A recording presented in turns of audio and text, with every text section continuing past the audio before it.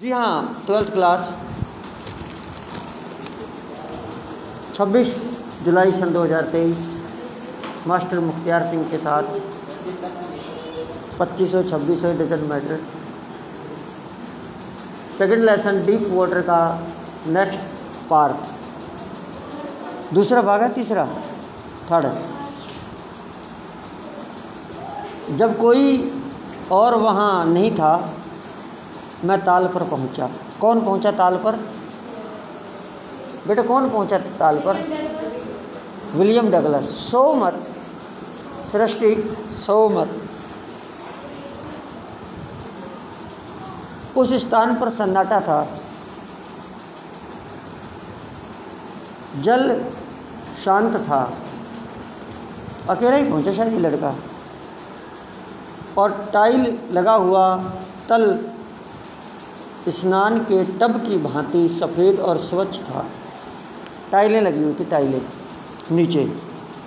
ये जो swimming pool होते हैं, जिसको आप हमारे गुरुद्वारों में जाइए तो वो सरोवर, उसको सरोवर बोलते हैं। मतलब टाइल्स लगी होती हैं और सब उसमें स्नान करते हैं, नहाते हैं, बने होते हैं। मंदिरों में नहीं होते।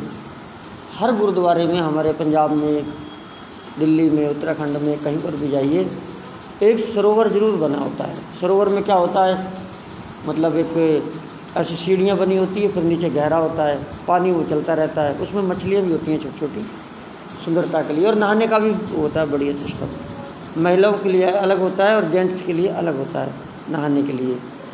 सरोवर होते हैं, नॉर्मल बात है। तो वो टाइल नीचे चमक रही थी, दिखाई दे रहा था पानी शीशे की तरह। निकिता सुन लो, फिर क्या हुआ। अकेले अंदर प्रवेश करके मैं डर रहा था। अकेले अंदर प्रवेश करते हुए थोड़ा डर लग रहा था। अतः अन्यों की प्रतीक्षा करते हुए मैं तालाब के एक तरफ बैठ गया। डर रहा था कि अकेला जाऊं, डूब जाऊं तो कोई बताने वाला तो हो।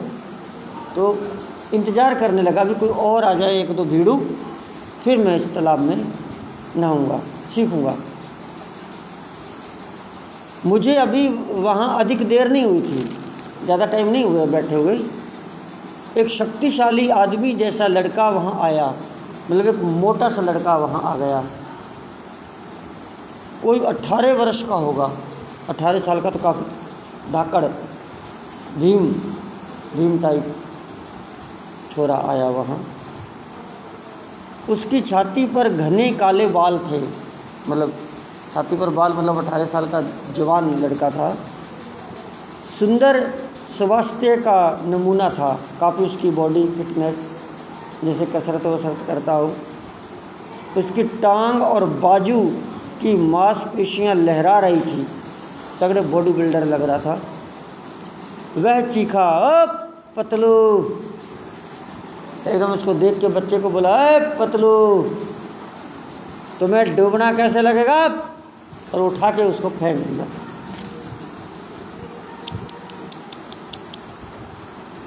डूबेगा तो कैसे लगेगा? इसके साथ ही उसने मुझे उठा लिया और मुझे पानी में फेंक दिया, उठा के वही फेंक दिया जहाँ 9 फुट गहरा था। मैं बैठी हुई स्थिति में आकर गिरा। जैसे बैठे हुए उठाया ना, तो बैठी हुई स्थिति में पानी में ऐसे गिरा। पानी निगला और तुरंत ही तल पर पहुंच गया। पानी निकलता गया, क्या मुंह से निकला शायद, और नीचे, सीधा नीचे जाके ज़मीन पर तल पर बैठ गया।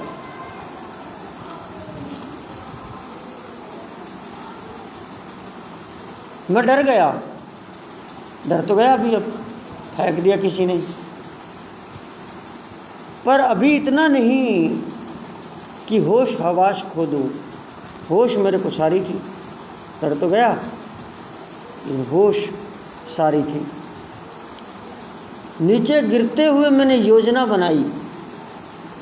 जैसे ही मैं नीचे गिर रहा था तो मैंने गिरते गिरते रास्ते में जब वो जा रहा था तो मैंने एक योजना बनाई, मन ही मन में दिमाग लगाया।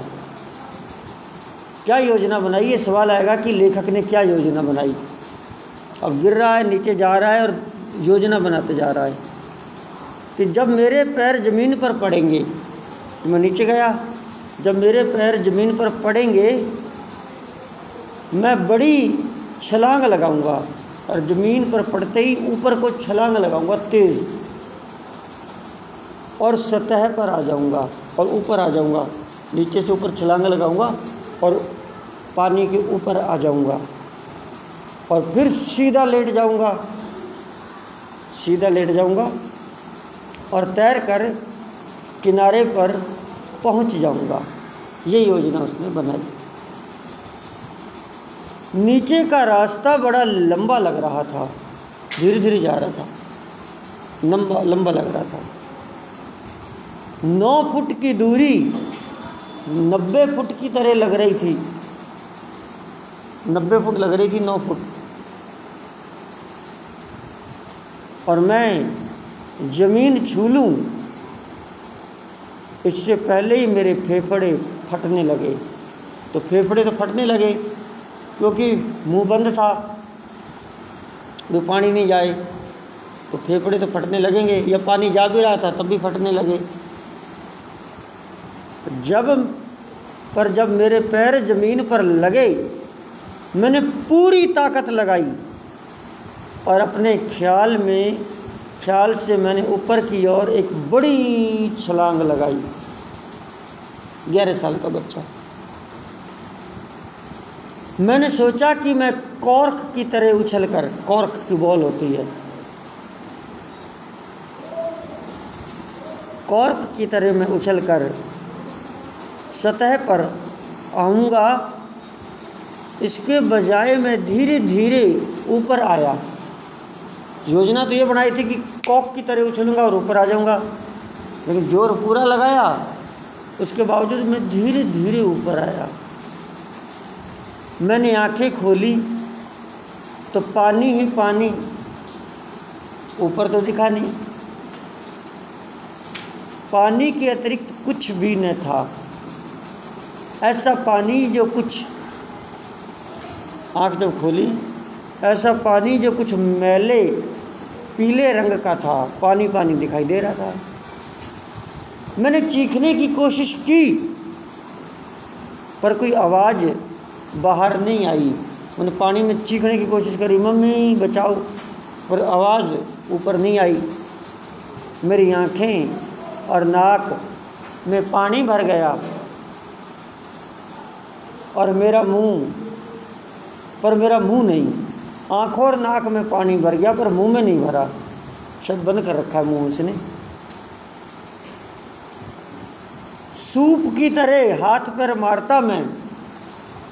मारता तो जोर लगाऊं ऊपर आऊं। मैं सतह तक आया, फिर नीचे आ गया, मतलब आधी दूर जाकर फिर नीचे आ गया और पानी निकला, फिर पानी अंदर और मेरा गला रूंध गया, रुआंसा हो गया, रोने का मन किया। मैंने अपनी टांगों को ऊपर लाने की कोशिश की, टांगों को फिर जोर लगाया पर वे निर्जीव बोझ बनी लटक रही थी। टांगें तो बस अब लटक रही हैं, निर्जीव, जान ही नहीं है, बिल्कुल संज्ञाहीन, मृत और जड़वत, एकदम जड़ सी लगी नीचे।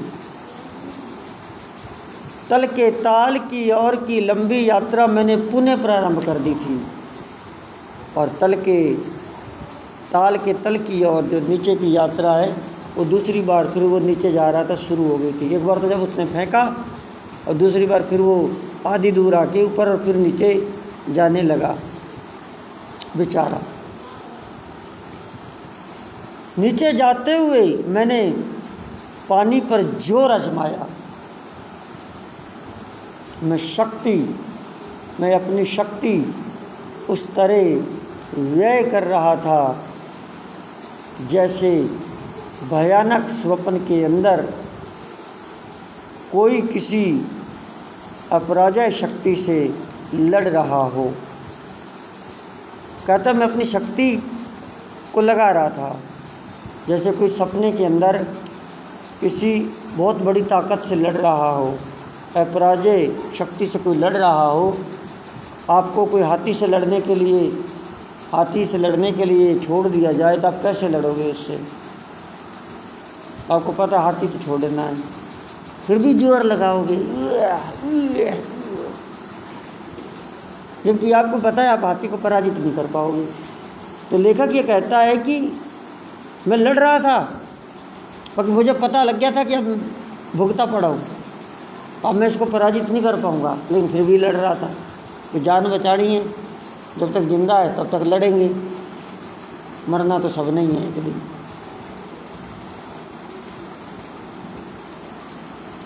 मेरी सांस फूल गई, मेरे फेफड़ों में दर्द हो रहा था, मेरा सिर धक धक धक कर रहा था। सिर क्या दिल ही धक धक करता, सिर नहीं करता? कभी लगा के देखना, सिर भी धक धक करता है। तो मेरा सिर धक धक कर रहा था क्योंकि मुझे चक्कर आ रहा था। पर मुझे योजना का पता था, मैंने क्या योजना बनाई थी मुझे अब भी पता था। क्या योजना बनाई थी? नीचे जाके और ऊपर को छलांग लगाऊंगा और छलांग लगा के सीधा लेट जाऊंगा और सीधा लेटकर तैरते तैरते किनारे पर आ जाऊंगा। तो योजना मुझे पता थी। कभी डूबो तो जानो। मैं ताल के तल से छलांग लगाऊंगा। जब मैं नीचे जाऊंगा, क्योंकि दूसरी बार जा रहा है ना धीरे धीरे, कि अब के बार फिर छलांग लगाऊंगा और कॉर्क की तरह, हाँ कॉर्क का भी आएगा उसमें, कॉर्क की तरह सतह पर आऊँगा। मैं पानी के ऊपर सीधा लेट जाऊँगा, अपने बाजू से पानी को काटूंगा या और टांगे मारूंगा फट फट फट फट फट। इस प्रकार उस तालाब के ऊपर आ जाऊंगा और मुसीबत से सुरक्षित हो जाऊंगा। ये योजना अब भी, क्योंकि दिमाग तो उसका काम कर रहा है। मैं नीचे नीचे अनंत रूप से चलता गया, नीचे नीचे नीचे। मैंने अपनी आंखें खोली, धौले पीले पीला पीला पीला पीले पानी के अतिरिक्त कुछ भी नहीं था, कुछ भी नहीं। मुझे लगता अब नीचे गया ही नहीं, बीच में अटक गया। देखिए अंधेरा सा पानी जिसके पार कुछ नजर नहीं आता था, और तब मात्र शुद्ध भय ने मुझे काबू कर लिया, पकड़ लिया जैसे किसी राक्षस ने। वह डर जहाँ समझ काम नहीं करती है, वह भय जो काबू से बाहर हो जाता है, वह भय जो वही जान सकता है जिसने उसे अनुभव किया हो। ऐसे डर को वही जान सकता है जिसने उसको अनुभव किया हो। आप नहीं जान सकते। बहुत सारे डरों को मैंने अपनी ज़िंदगी में अनुभव किया है, मैं जानता हूँ बहुत सारे डरों को। तो आप जब अनुभव करते हो तो पता चलता है। मैं पानी के नीचे चीख रहा था, मैं पानी के नीचे संज्ञा शून्य हो गया था, हाथ पैर काम नहीं कर रहे, लकवा सा हो गया। काजल ध्यान से सुनो, डर से कठोर और जड़वत गले से निकलने वाली चीखें भी जम गई।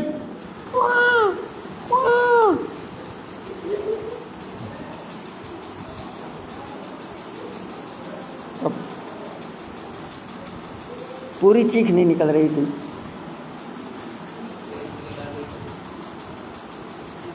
केवल मेरे दिल और मेरे सिर की धड़कन कह रही थी मैं अभी जिंदा था। बस दिल की धड़कन और सिर की धड़कन कह रही थी कि मैं अभी जीवित हूँ, बाकी तो फुस। और तब आतंक के बीच कुछ समझ की बात याद आई। सुन ले बेटा अंकित, मेरा नाम भी मुख्तियार है, आपका नाम लिया मैंने। जब मैं तल पर पहुंचूं फिर याद आया मुझे कि मुझे क्या करना है। योजना नहीं भूल रहा, क्योंकि जिंदा रहने के लिए संघर्ष करना पड़ता है। कि जब तक तल पर मैं पहुंचूं तब मुझे छलांग लगाने की बात याद रहे। अंततः मैंने अपने नीचे फर्श की टाइलों का एहसास किया। मेरे नीचे फर्श टच हुआ, मानो उन्हें पकड़ने के लिए मेरे पंजे आगे बढ़े हों। पूरी ताकत से मैं कूदा। एक बार गया, दूसरी बार गया, तीसरी बार कूदा, परंतु मेरी छलांग में कोई अंतर नहीं पड़ा। ताकत लगाई, ठुस,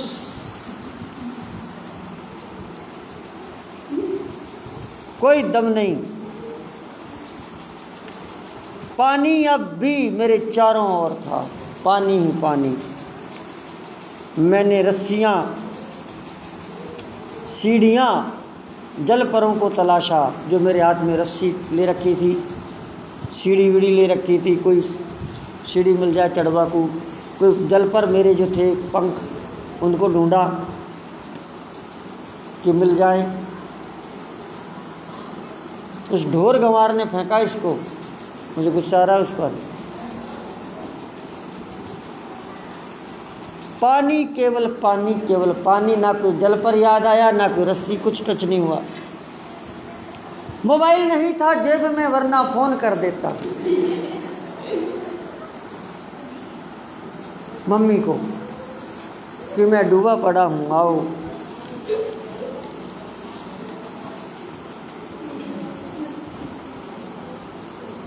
पानी की एक बड़ी मात्रा ने मुझे घेर रखा था। शुद्ध भय ने एक बार फिर मुझे जकड़ लिया था, मानो बिजली का कोई बड़ा चार्ज हो। डर से मैं हिल और कांप रहा था। मेरे बाजू नहीं हिल रहे थे, मेरी टांगें हिल नहीं रही थी। मैंने सहायता के लिए आवाज़ लगाने का प्रयत्न किया, सहायता के लिए अपनी माँ को आवाज़ देनी चाहिए, कुछ नहीं हुआ। माँ, आवाज़ निकली नहीं। मैं और तब विचित्र बात थी, मैं और तब विचित्र बात थी। प्रकाश हो गया, अचानक देखा तो रोशनी हो गई। मैं डरावने पीले पानी से बाहर आ रहा था, मैं उस डरावने पीले पानी से बाहर आ रहा था। मर तो लगभग गया ही था वो, कम से कम मेरी आंखें बाहर आ रही थी। मेरी नाक भी लगभग बाहरी थी, अब नाक भी बाहर आ गई। मैंने तीसरी बार नीचे की ओर चल पड़ा और फिर तीसरी बार नीचे की ओर चल पड़ा। मैंने हवा खींचनी चाहिए, पर हवा की जगह पानी गुड़गुड़ गुड़गुड़ गुड़गुड़, पानी अंदर गया।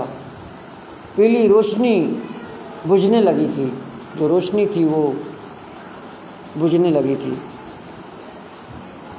तब सारे प्रयत्न थम गए, मुझे चैन आ गया, मुझे चैन की नींद आ गई। कहते हैं जब इंसान मरता है तो उसे चैन की नींद आती है। मेरी टांगें भी शक्तिहीन अनुभव कर रही थी और मेरे दिमाग पर अंधेरा सा छा गया था। इस डर से छुटकारा दिलाया, इसने आतंक को मिटा दिया। अब कोई घबराहट नहीं थी, सब कुछ निशब्द और शांत था, शांत शांत शांत। डरने के लिए कुछ नहीं था, शांत। अब तो मर सा गया, अब तो शांति शांति शांति। ये अच्छा था, उनींदा होना, जैसे कि नींद सी आ रही हो। सो जाना। अब छलांग लगाने की जरूरत नहीं थी, इतना थक चुका था कि छलांग लगा ही नहीं सकता था। अच्छा है, आराम से अब मौत तो अनुभव कर ली। अब आराम से कोई उठाकर ले जा रहा था। अब मुझे, जिन्होंने जनता ने निकाला, अब मुझे उठा के कोई ले जा रहा था। मुक्त आकाश में बहने के लिए मैं किसी नाजुक हाथों में था। माँ के जैसे नाजुक हाथों में अब मुझे सोना ही होगा। मैं बेहोशी के संसार में पहुंच गया और जीवन का पर्दा गिर गया।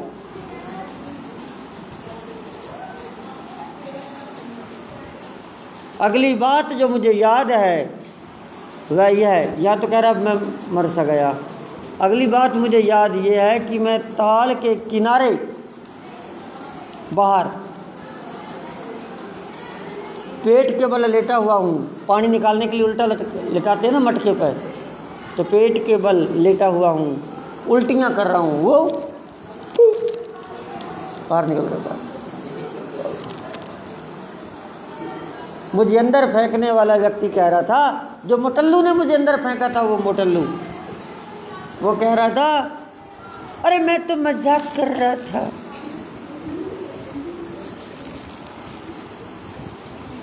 भीड़ में कोई बोला, अरे बच्चा तो मर ही गया था। अब शांत हो जाओ, चलो इसे लॉकर रूम में ले चलें। लॉकर रूम कोई होगा कमरा जहाँ पानी वानी निकालेंगे, उसको सही करेंगे।